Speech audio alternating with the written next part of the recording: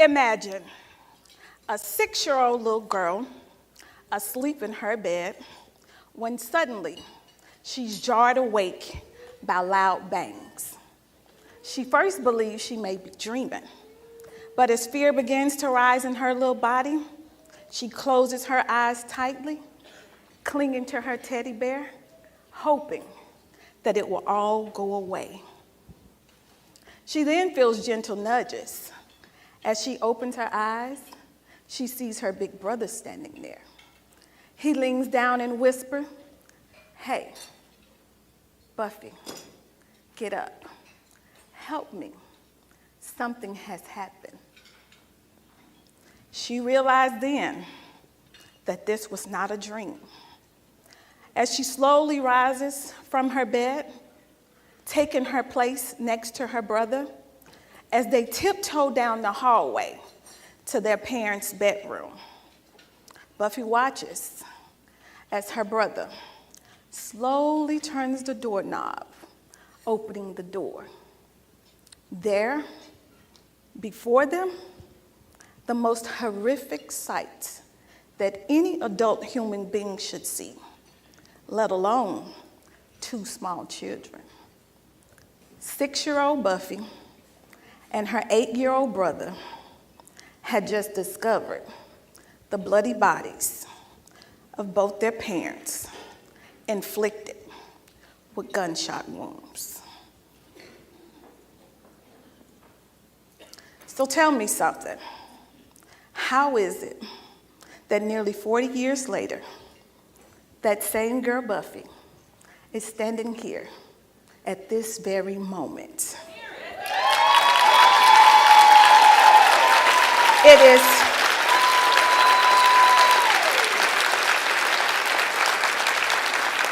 is through grit, grace, and resilience.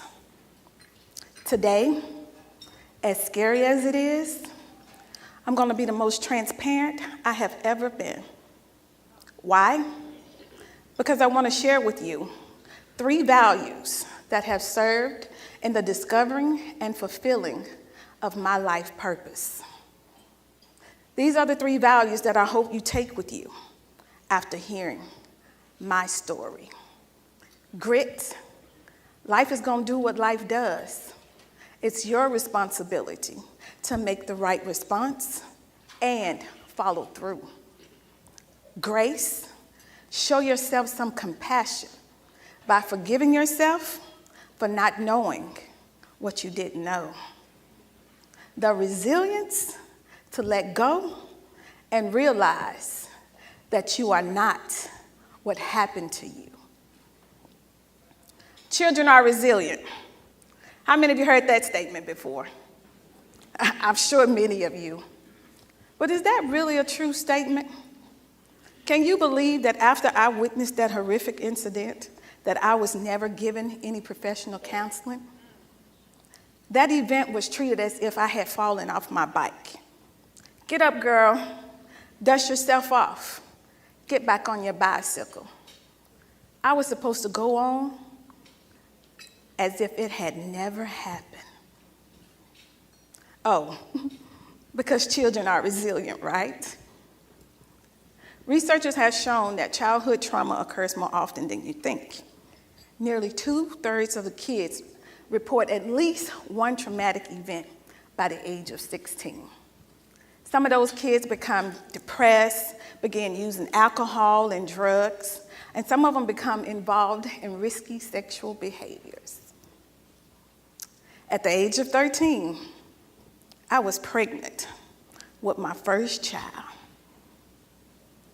When my aunt heard this story, that I was pregnant and no longer attending school, she encouraged my family to leave my hometown of Greenville, Mississippi, to move with her to Norfolk, Virginia.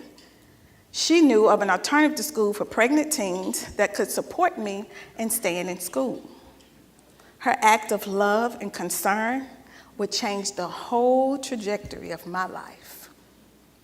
When I arrived in Norfolk, I was enrolled at Coronado, and I can tell you the first day, all of us were seated in one large room, and all the girls looked just like me, young, black, and pregnant. But on this particular day, they decided that they were going to share some statistics. And 3 of those statistics caught my attention. The first one was, a teen mom has the highest infant mortality rate and more than likely to deliver a low-birth baby.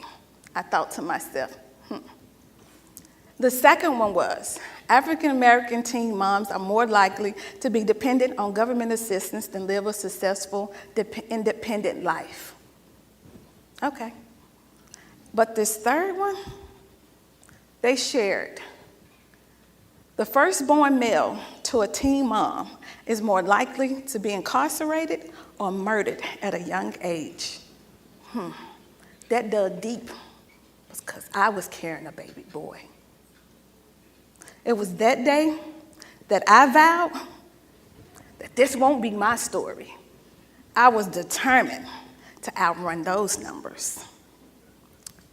June the 10th, at the age of 14, I gave birth to a nearly 10-pound baby boy.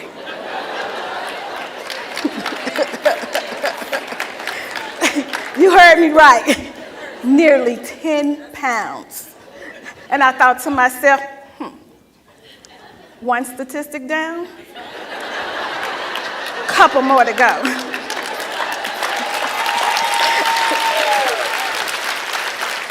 And as I was recovering, laying in my hospital bed, holding my son, I was in clear view of something I have never seen before.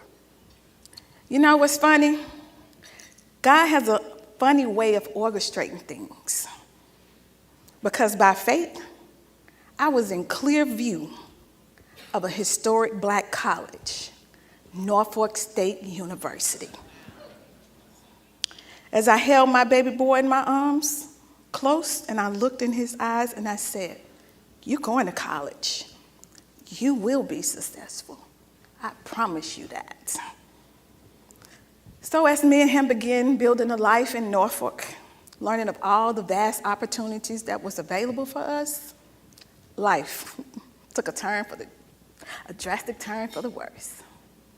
Due to circumstances beyond my control, we were forced to move back to Greenville, Mississippi. That was the last place I wanted to go. There was limited opportunities for me and my baby. 37.3% of the population lived below poverty line. And we all know that impoverished cities is breeding ground for violence, alcohol, and drug abuse. That wasn't the life I wanted. I felt like I was standing in quicksand, and I was slowly sinking. And before you knew it, I was thrust back into survival mode, back in Greenville, Mississippi. And some days, no matter how much grit I had, felt like the walls was caving in on me. And just when I was about to give up, my grandmother would tell me, God's grace and your faith will see you through. You just have to keep going. It was my grandmothers who taught me that God's grace was sufficient. She also told me that I need to show myself some grace and compassion for not knowing what I didn't know. It was my grandmother who taught me those valuable lessons. But as I was learning those valuable resources, something still felt like it was missing. I just couldn't figure out what that hole in my heart was. I was yearning for something.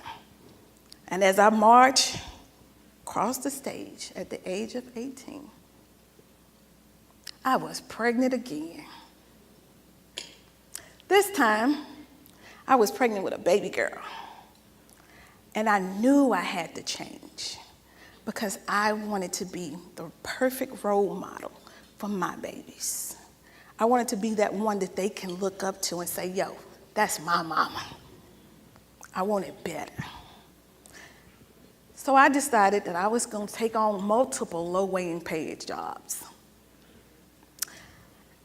And also, I had to receive government assistance to maintain. And every time I stood in that line to receive my government benefits, that statistic that I heard at the age of 13 kept playing over and over and over, like a broken record. This wasn't my life. This wasn't what I planned. I wanted better. I had to do better. I had to do something different. So brilliant me, I decided that I was going to do something really crazy, okay? February the 7th, 2002. That would be a day I would never forget. I decided that I was going to drive 417 miles with 2 kids and $2,000 in a car that the repo man was looking for. I was coming to Arlington, Texas. Now, I don't know if I was brave or if that was my moment of insanity. But your girl had to do what she had to do. Because I wanted different. When I arrived in Arlington, it was like a breath of fresh air. It was like I could smell the opportunities brewing here in Arlington. But don't get me wrong, I had some challenges too, because sometimes there was more mud than it was money. But me, God would always send me a ram in the bush. And that ram was often Miss Tilly and the Mission of Arlington.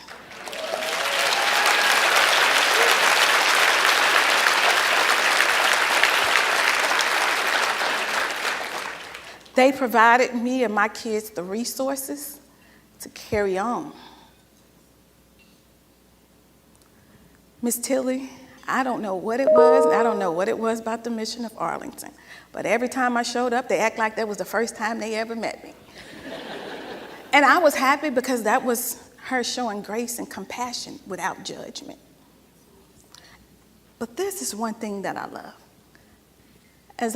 Before I could walk out the door, the Mission of Arlington staff would pray for me.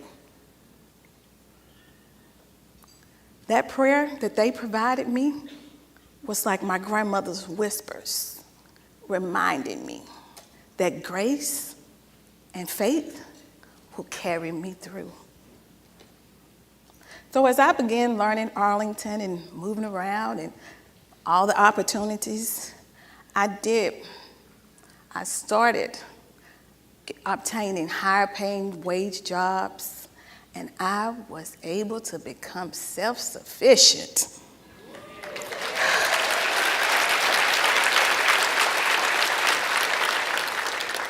But wait, y'all know I'm that girl, I'm crazy, right? I was still wanting more. I wanted that American dream. I wanted to be a business owner. Not just any business owner. I wanted to own a child care center where I could care for kids. I wanted to give them the love and support that I needed at their age. After doing my research, put in a call to the city of Arlington. And the lady on the other end, she was telling me about permits and zoning and code and mind you, she didn't sugarcoat anything. As I sat on the other end of that phone, I said, well, there goes my American dream. But before she could hang up that phone, she said, girl, come here tomorrow about 9 o'clock and meet me at my office. I said, yes, ma'am. 9 o'clock the next day, I'm sitting in front of her, and she's still going in. Sugarcoat nothing, codes, and you have to do this and bring it up to code and this, that. And I said, yes, ma'am. And then she said, well, what is it you want to do again? I shared with her. I shared with her my story, and I explained to her that I wanted to make an impact in the community. I wanted to love and nurture kids as Arlington had nurtured me. She leaned in, she said, "What?" I said, "Yeah, you heard me." She said, "I got you." That was God's grace. Pam Smith, I can say her name now. Pam Smith is responsible for the lady you see here today.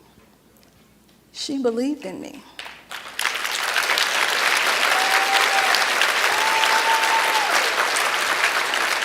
She believed in me. I just couldn't believe that she believed in me. Though my journey was not easy, I made a decision to land where I wanted to land. That was my responsibility, to land where I wanted to land. So today, I can share with you guys that I am the proud parent of first-generation college graduates.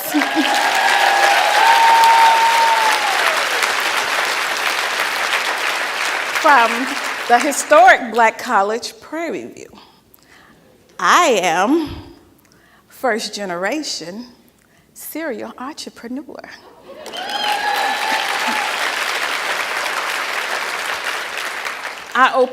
For 10 years, I operated a Time to Love Learning Center where over 90% of my kids were CPS cases.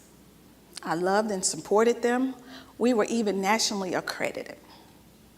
I went on to open Time to Love Ministry, 501c3, that empowers teen moms to continue to reach for the stars while I be that example for them. I became Arlington's first African-American, 100% owned female commercial driving school.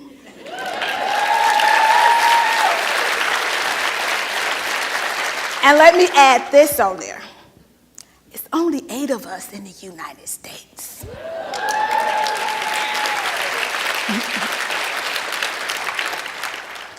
%30 of my clients have been incarcerated, some of them serving more than 25 years. To date, none of my students from the commercial driving school who's been in prison have returned to prison.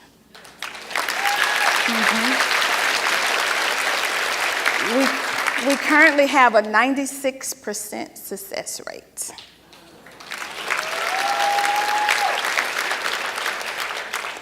And let me tell y'all, I never drove a truck before. Go figure. The girl is crazy, right?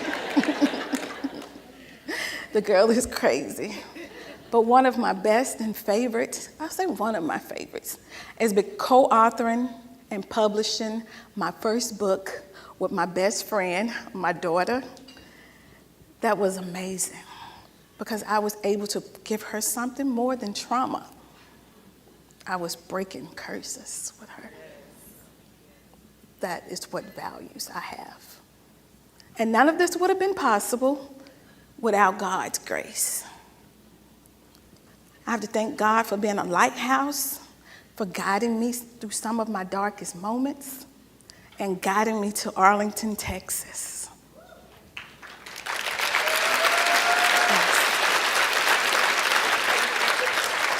And I have to thank the city of Arlington, the Dream City, for allowing me to live my American dream. Yes, it's my dream.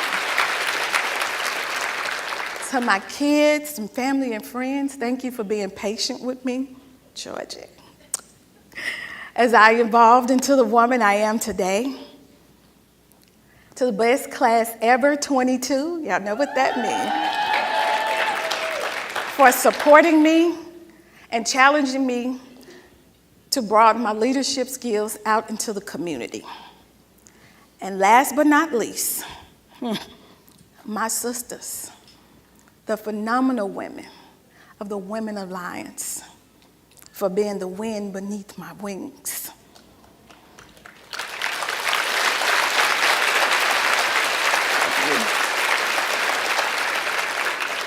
I am Kenya Mobley. Yes, I experienced trauma at the age of 6, pregnant at 13, single mother of 2 at the age of 18. But it is through grit, grace, and resilience that I am not what happened to me, I am what I chose to become.